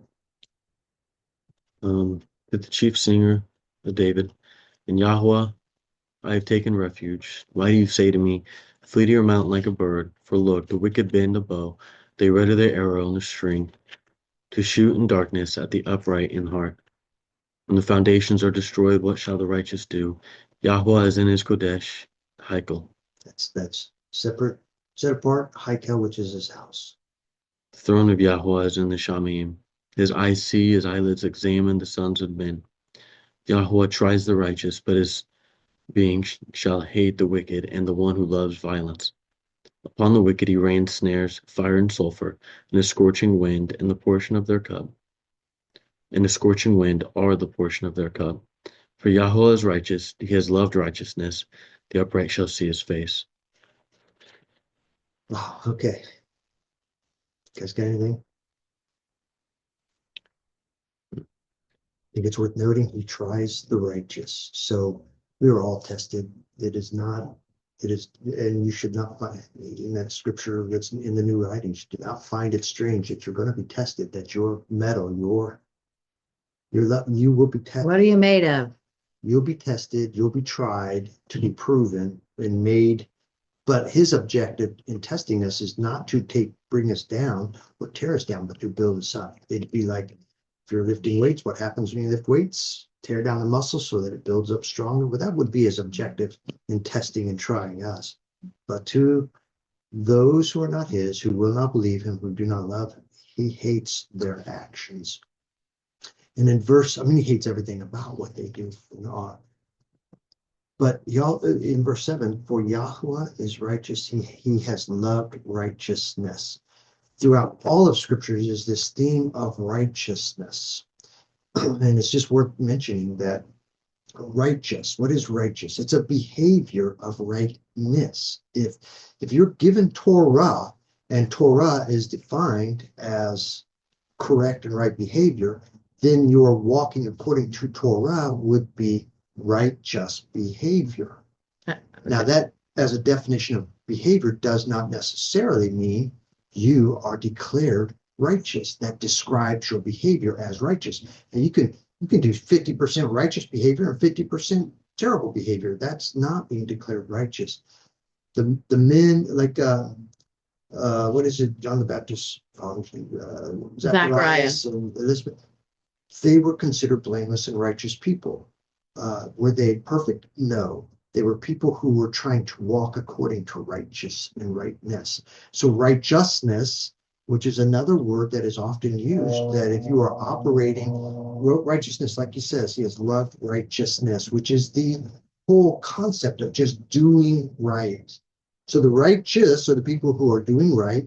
Righteousness is the concept of doing rightness. But that stands in contrast. The behavior stands in contrast to a teaching that we also find throughout all scriptures, is this idea of being declared right before Yahweh. Because if you were just obeying Torah for the sake of obeying Torah, that is righteous behavior. But what is the righteousness that Yahuwah declares as righteous? It's belief. It has to be mixed with belief. And so in addition to this idea of righteous behavior and this whole realm of righteous behavior, being declared right will never happen according to Torah or doing and not doing. Being declared right, the kind of being declared right that overcomes the death of the Adamic nature and brings to us everlasting high, brings to us the resurrection life. The righteousness of that, being declared right, that brings that to you, can only be found in belief. And what is he defining as belief? Well, now, since the coming of Mashiach, we understand that if we want to be declared right, then we must believe on Mashiach. What does that mean to believe on Mashiach? Not just that he is, but that you believe him to the extent that you are doing what he has taught and said.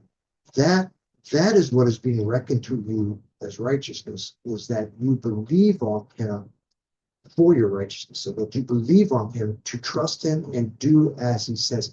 That is the righteousness that Paul is going to differentiate over and over again, the righteousness that leads to a rightness that will bring to you the declaration of Yahweh, that you will receive eternal or everlasting high, that you will receive the resurrection.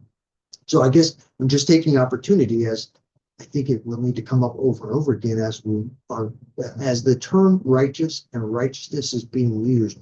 We need to rightly separate it for what it means, because in this case, Yahweh is righteous. His actions, his activities, everything he does is righteous, and he loves righteousness. He has loved righteousness, which is the whole concept of doing right. He's righteous. He loves everybody who's doing righteousness. He loves it when people do righteousness.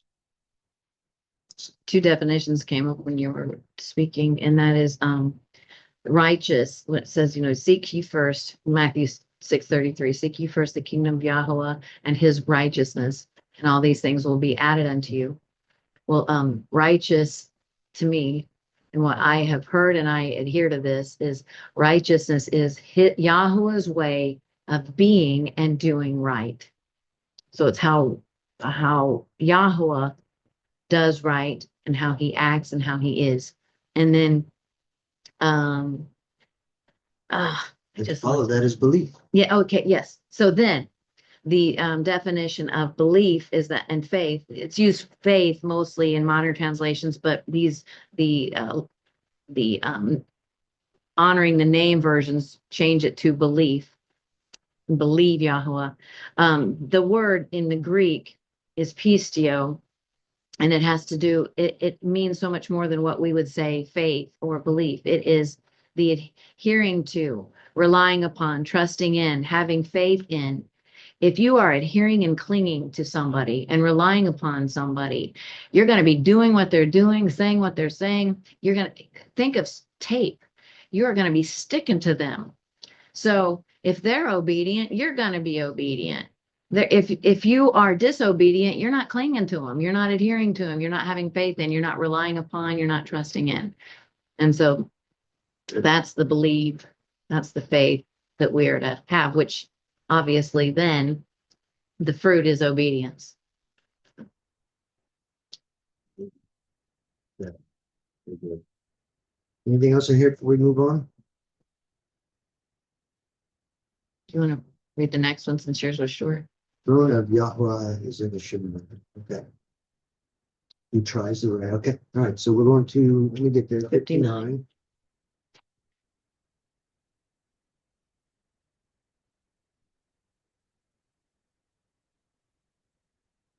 Search and get the book done.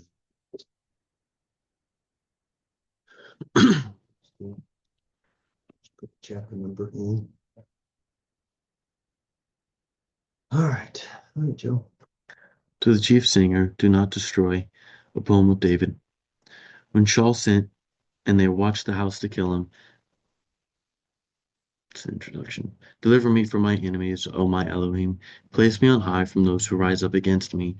Deliver me from the workers of wickedness, and save me from the men of blood. For look, they have lain in wait for my life. Mighty men assemble against me, for no transgression or sin of mine, O Yahweh, for no wickedness. They run and prepare themselves. Awake to help me and see. And you, Yahweh, Elohim of hosts, Elohim of Israel, awake to punish all the Gentiles. Show no favor to any wicked traitors. Selah. They return at evening, they howl like a dog, and they go around the city. See, they belch out with their mouth, swords are in their lips. For who is listening? But you, Yahweh, laugh at them. You mock all the Gentiles. O my strength, I wait for you. For Elohim is my strong tower, my Elohim of kindness. Elohim goes before me. He lets me look upon my enemies. Do not slay them, lest my people forget. Scatter them by your power, and bring them down, O Yahweh, our shield. The sin of their mouth is the words of their lips, and they are captured in their pride, and for their cursing and lying they utter.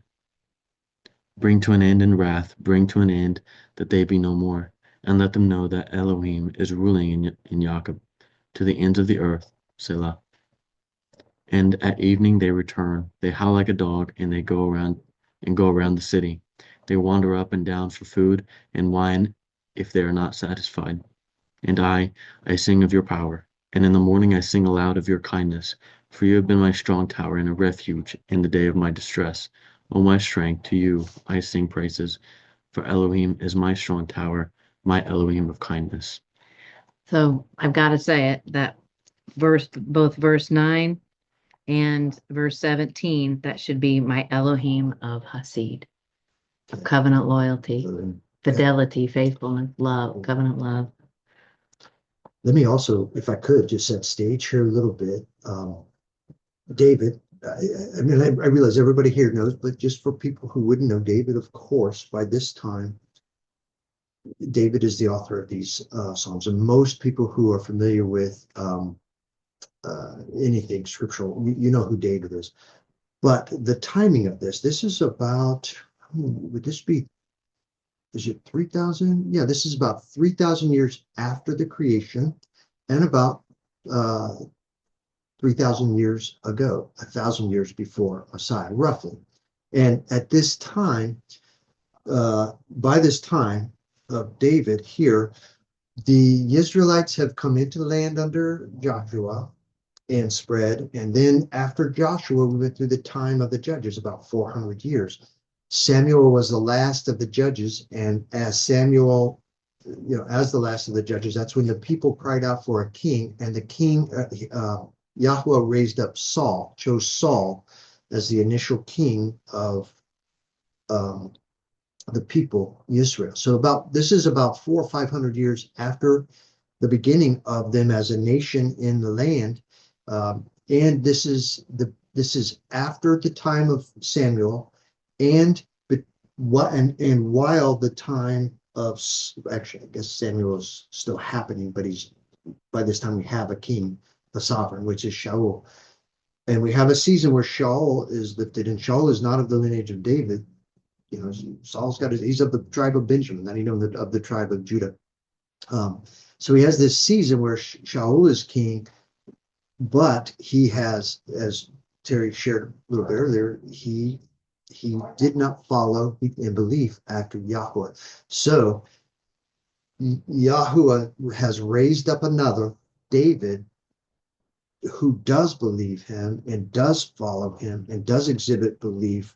He has raised him up. And this is the beginning. This is before David is ever made king. Shaul is still king. David is being raised up and has come on the scene. He's already conquered. He took down Goliath by this time.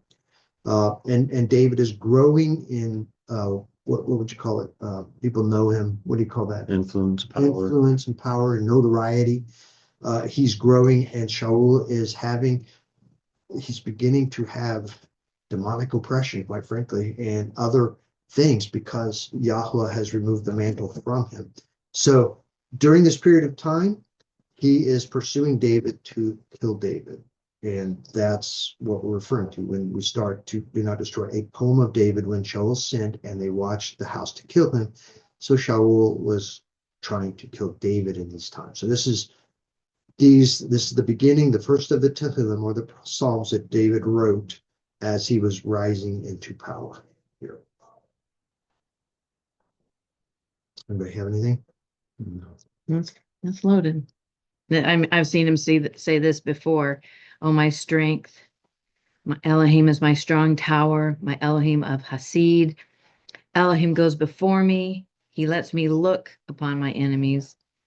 But Yahweh usually slays them before him, or enables him to slay them. But that's a common theme through David, is that he depended utterly on the strength of Yahweh, on him being his strong tower, his refuge, his light. He expected Yahweh, or David expected Yahweh to show up for him. He always expected it, but he did inquire first. David, when it's said of him in the Psalms, David, and throughout the scriptures, David would inquire of Yahweh before he would make a move. And that is a note for me. Inquire of Yahweh before I make a move, Anything, Joe? And swords in their lips. Tongues are sharp, making cuts. All right, you ready to move on to the new writings? Sounds good. So the first of the new writings is what? Is it Luke 1? What's that?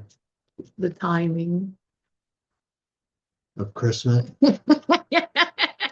Yeah. You need to say.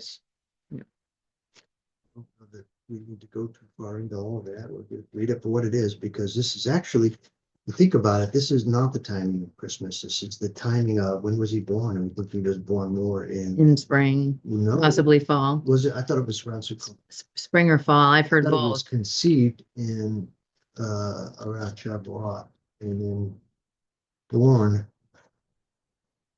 Doesn't really matter. It's not this time though. Yeah, it's not the winter solstice. Hmm. Okay, so who wants to read Luke 1? And pretty much, I think Luke 1 is all the. It's very long. Yeah. So hey Joe, how about I read a certain point and then I'll you? just read it. Okay, very good. Go ahead. Is this the last chapter we're reading today? Or? Since many have indeed taken in hand to put in order an account of the matters completely confirmed among us, as those who from the beginning were eyewitnesses and servants of the word delivered them to us. It seemed good to me as well, having followed up all these matters exactly from the beginning, to write to you an orderly account, most excellent Theophilus. Theophilus, that you might know the certainty of the words which you were taught. There was in the days of Herodes, the sovereign of Yehuda, a certain Cohen named Zachariah, Kohenis priest. Cohen named Zechariah, of the division of Abia, Baya, maybe. and his wife was of the daughters of Aharon, and her name was Elisheba. And they were both righteous before Elohim, blamelessly walking in all of the commands and righteousness is of Yahweh. And they had no child, because Elisheba was barren, Elizabeth, and both were advanced in years. And it came to be that while he was serving as Cohen before Elohim in the order of his division, according to the institute of the Kahuna, he was chosen by Lot to burn incense when he went into the Mishkan of Yahweh. That's just the main tent, right, where Yahweh pretty much resides. Uh, Tabernacle, yeah, dwelling. yeah. This was not the inner. This was not the inner tent. This was the right tent of incense. So I'd have to pull it all back out. Okay. And the entire crowd of people was praying outside at the hour of incense. And a messenger of Yahweh appeared to him, standing on the right side of the altar of incense. And when Zacharias saw, he was troubled, and fear fell upon him. But the messenger said to him, Do not be afraid, Zachariah, for your prayer is heard, and your wife, Elisheba, shall bear you a son, and you shall call his name Johanan. And you shall have joy and gladness, and many rejoice at his birth. And many shall rejoice at his birth. For he shall be great before Yahweh, and shall drink no wine and strong drink at all. He shall be filled with the Ruach HaKodesh, even from his mother's womb. And he shall turn many of the children of Israel to Yahweh their Elohim. And he shall go before him in spirit and power of Eliyahu, to turn the hearts of the fathers to the children, and the disobedient to the insight of the righteous, to make ready a people prepared for Yahweh. And Zechariah said to the messenger, Why, what shall I know this? For I am old, and my wife advanced in years. And the messenger answering said to him, I am Gabriel, who stands in the presence of Elohim, and was sent to speak to you and announce to you this good news. But see, you shall be silent and unable to speak until the day this takes place, because you did not believe my words, which shall be filled in their appointed time. And the people waited for Zechariah and marveled at his delay in the Mishkan. And when he came out, he was unable to speak to them, and they recognized that he had seen a vision in the Mishkan, for he was beckoning to them and remained dumb. And it came to be, as soon as the days of his service were completed, he went away to his house. After those days, his wife Elisheba conceived, and she hid herself 5 months, saying, Yahweh has done this for me. In the days he looked upon me to take away my reproach among men. And in the 6th month, the messenger Gabriel was sent by Elohim to a city of Galilee named Nazareth, to a maiden engaged to a man whose name was Joseph, of the house of David, and the maiden's name was Miriam. And the messenger coming to her said, Greetings, favored one. The Adon is with you. Baruch are you among women. But she was greatly disturbed at his words, and wondered what kind of greeting this was. And the messenger said to her, Do not be afraid, Miriam, for you have found favor with Elohim. And see, you shall conceive in your womb, and shall give birth to a Ben, and call his name Yeshua. He shall be great, and shall be called the Ben of the Most High. Ben, by the way, of son, his son. And Yahweh Elohim shall give him the throne of his father David. And he shall reign over the house of Yehoiakim forever, and there shall be no end to his reign. And Miriam said to the messenger, How shall this be, since I do not know a man? And the messenger answering said to her, The Ruach HaKodesh shall come upon you, and the power of the Most High shall overshadow you. And for that reason the Kodesh one, born of you, shall be called Ben of Yahweh. And see, Elisheba, your relative, she has also conceived a son in her old age. And this is now the 6th month to her, who is called barren, because with Elohim no matter shall be impossible. And Miriam said, See, the female servant of Yahweh, let it be to me according to your word. And the messenger went away from her. And Miriam arose in those days and went into the hill country with haste to the city of Yehuda, and entered in the house of Zachariah and greeted Elisheba. And it came to be when Elisheba heard the greeting of Miriam that the infant leaped in her womb. And Elisheba was filled with the Ruach HaKodesh, and called out with a loud voice and said, Baruch are you among women, and Baruch is the fruit of your womb. And who am I that the mother of Adonai should come to me? For look, when the sound of your greeting came to my ears, the infant in my womb leaped for joy. Baruch is she who believed, for that which Yahweh has said to her shall be accomplished. And Miriam said, My being makes Yahweh great, and my spirit has rejoiced in Elohim my Savior, because he looked on the humiliation of his female servant. For look, from now on all generations shall call me Baruch. For he who is mighty has done wonders for me, and Kodesh is his name. And his compassion is from generation to generation to those who revere him. He did mightily with his arm. He scattered the proud in the thought of their hearts. He brought down rulers from their thrones and exalted the lowly. He has filled the hungry with good, and the rich he has sent away empty. He sustained Israel, his servant, in remembrance of his compassion, as he spoke to our fathers, to Abraham, and to his seed forever. Miriam stayed with her about 3 months, and returned to her home. And the time was filled for Elisheba to give birth, and she bore a son. And her neighbors and relatives heard how Yahweh had shown great compassion to her, and they rejoiced with her. And it came to be on the 8th day that they came to circumcise the child, and they were calling him by the name of his father, Zechariah. And his mother answering said, Not so, but he shall be called Jehonan. And they said to her, There is no one among your relatives who is called by this name. Then they motioned to his father, what he would like him to be called. And having asked for a writing tablet, he spoke, saying, Jehonan is his name, and they all marveled. And at once his mouth was opened, and his tongue loosened, and he was speaking, praising Elohim. And fear came on all those dwelling around them. And all these matters are spoken of in all the hill country of Yehuda. And all who heard them kept them in their hearts, saying, What then shall this child be? And the hand of Yahweh was with him. And Zechariah his father was filled with the Ruach HaKodesh, and Abu saying, Baruch be Yahweh Elohim of Israel. For he looked upon and worked redemption for his people, and has raised up a horn of deliverance for us in the house of his servant David, as he spoke by the mouth of his Kodesh Nebiim from of old, deliverance from our enemies and from the hand of all those hating us, to show compassion toward our fathers, and to remember his Kodesh covenant, an oath which he swore to our father Abraham, to give to us, being delivered from the hand of our enemies, to serve him without fear, and Kodeshah in righteousness before him all the days of our life. And your child shall be called Nabi of the Most High, for you shall go before the face of Yahweh to prepare his ways, to give knowledge of deliverance to his people by the forgiveness of their sins, through the tender compassion of our Elohim, with which the daybreak from on high has looked upon us, to give light to those who sit in darkness and the shadow of death, to guide our feet in the way of peace. And the child grew and became strong in spirit, and was in the deserts until the day of showing himself openly to Israel. Qumran Desert, you suppose? Yeah, I do think that. Matter of fact, what Sarah just mentioned was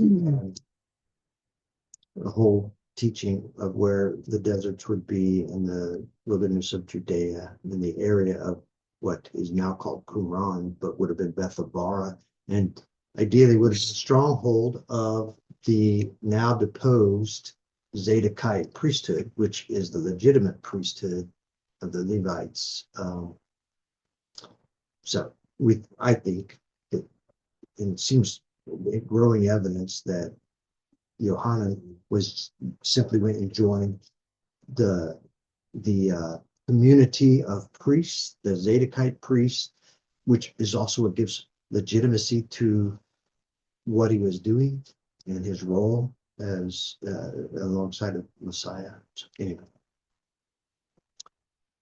anything else? Well, I find two contrasts of Zechariah and Miriam were both visited by angels and messengers. Yeah. Okay. And Zechariah responded. Zechariah, who Elisheba was? Zechariah was visited when he was in the Yeah. And then who else was? Miriam. Oh, Mary. Okay. Yep. Okay. And I might have said it. I thought I No, said you Miriam. probably said Okay. So Zachariah responded with a question, and Miriam responded with a question. One was answered with a rebuke, and the other was answered with compassion, yeah, and just gentleness. yeah. So Zachariah said, well, how can this happen? I'm old, Elizabeth's old, and she's got a dead womb, etc., etc. And Gabriel's response was, I'm Gabriel, who stands in the presence of Elohim, and was sent to speak to you and announce to you this good news. But see, you shall be silent and unable to speak until this day takes place, because you did not believe my words, which will be filled in their appointed time. So Zachariah asked, but Gabriel knew the intent of the question. It was incredulous. It was not believing. It was, that can't happen type of question. And he was rebuked and had to remain. He didn't get to say a word until his son was born. 9 months later. And then, but in contrast, so Miriam, she's visited by the same Gabriel. And let me go there real And fast. asked, how can this be? Yeah, how can this be? So it's not incredulous, just how? How can this happen since I've not known a man and I'm not married presently? Not that it. Yeah, right. I get that. Yeah. There's a difference. Yeah. And she said, and then so he spoke to her and she says, be it unto me according to your word. And that should be our MO. That should be our, okay. And if I get visited with by a messenger, I'm really hoping that's my response too, is be it unto me according to your word. Behold, the servant of Yahweh.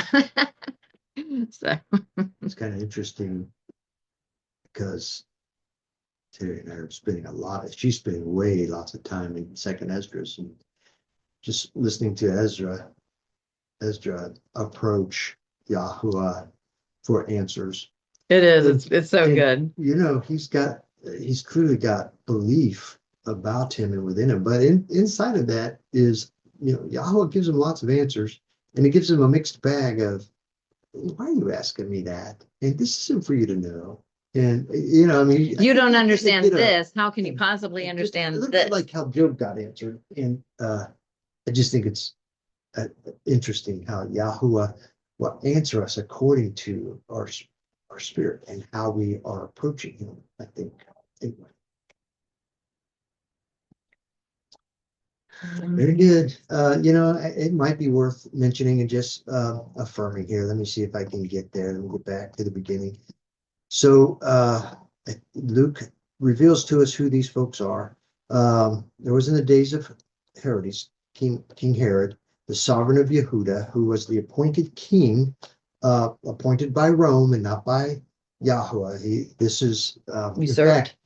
Well, actually, if you go back, you had this is right after Greece, and what happened with Greece and after Epiphanes. And out of Epiphanes arose the Maccabean, the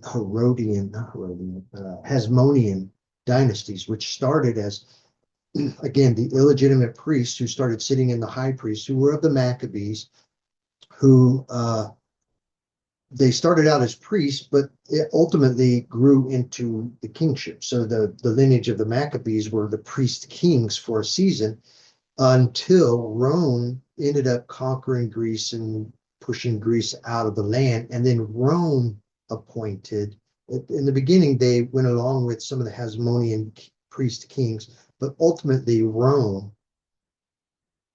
placed Herod in the area, in certain area, and the family of Herod into the areas and started.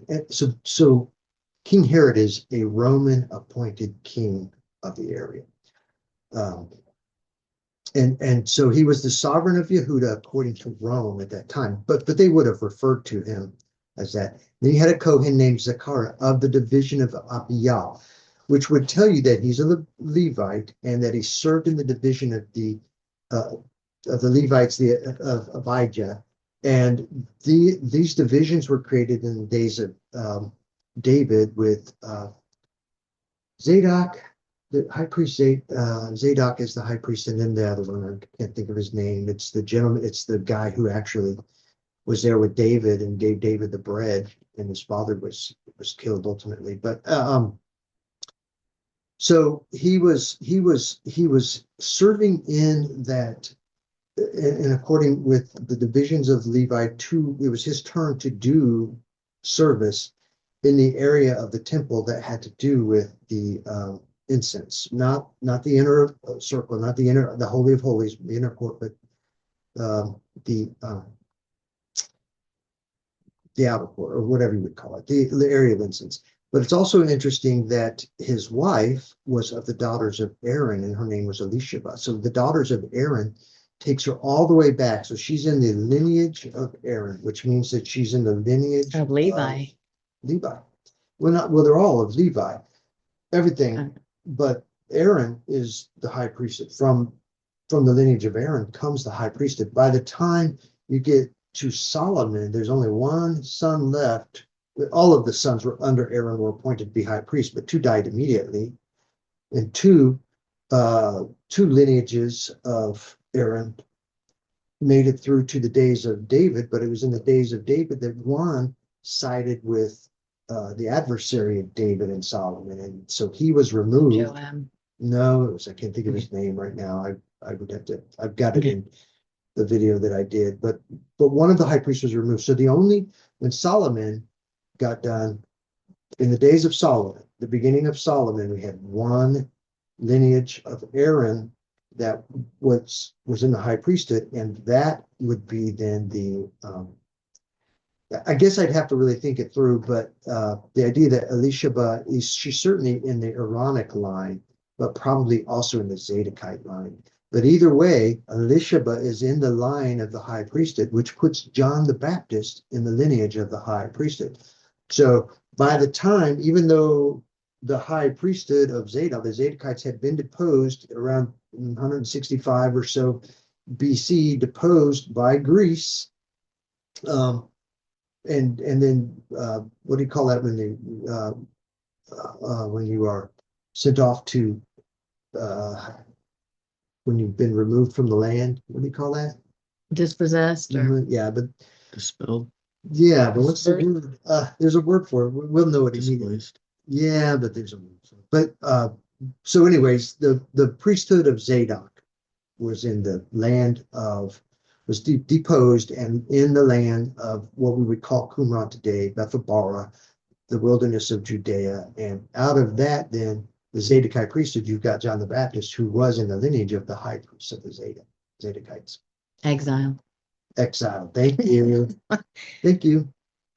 And both were righteous. We were talking about that earlier. They were both righteous before Elohim, blamelessly walking in all the commands and righteousness. Is that perfection? No. And does walking righteous before Elohim and blamelessly in all the commands of righteousness make them righteous unto eternal high and everlasting high and the resurrection? Well, as Paul would teach us, and as we're coming to know, no, all by itself, it does not, unless it's accompanied by belief. But why were they walking blamelessly in all the commands and righteousnesses of Yahweh? Because they believed Yahweh. So it's their belief that leads them to walk in this righteous behavior. And Adonijah, that was the other priest, Yes, I think. Mhm. Well, actually, I don't think that's one of the. I think when we get into the Chronicles and the Kings and the prophets, there's a little confusion over what was the name of the other high priest. If you went to David and when he went to seek the bread, you would see him spoken of there, who is the actual high priest. I think we have two different words. It's just not clear. That's really not a subject. It's interesting, but I did address it in a video I made about this, if you're really interested. But I'm dropping the names here now. So, okay. Anybody else have anything? No, it's full too, but it's probably time to Yeah. close up. You want to All pray? Yep. So, all right. So then let's let's begin closing down a little bit. Let's just end here with the numbers blessing according to the instructions to Aaron. So I'll go ahead and lead us this time. Yahuwah, may you barak and guard us. Yahuwah, may you make your face shine upon all of us and show favor to us. Yahuwah, may you lift up your face upon us and grant us shalom. Okay. Does anybody have anything they want to discuss or share in closing? Okay. We'll go ahead and close off here. Thanks for spending time with us. Thanks for joining us. In the recording, we're going to go off and have dinner and meal together, and we might lift up some prayers and some other things. And in the future, we might in the chat offer, for people to make prayer requests here that we might lift up during this time. Might have some Q&A, within chats if we get this set up and go in the future. But for now, we're going to go ahead and close off and we'll have our dinner. Shalom. Thank you, and may you be beautiful.